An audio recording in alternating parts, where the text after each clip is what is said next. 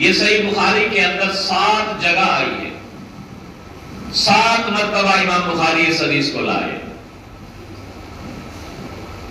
تو اس لیے امام بخاری رحمۃ اللہ علیہ نے اتنا اس کے اندر نیک اعمال کا اضافہ کیا، نوافل پڑھے، دعاؤں کا اہتمام کیا، اللہ پاک نے اس کو شرف قبولیت بھی نصیب فرمایا۔ آج ہم ایک چھوٹے سے قصبے میں بیٹھ کر بچوں کے مدارس میں الگ بخاری پڑھی جاتی ہے، بچیوں کے مدارس میں الگ بخاری پڑھی جاتی ہے۔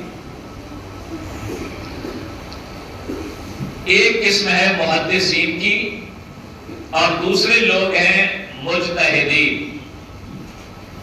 محدثین میں بخاری، مسلم، نسائی، ترمذی، ابن ماجہ ہے،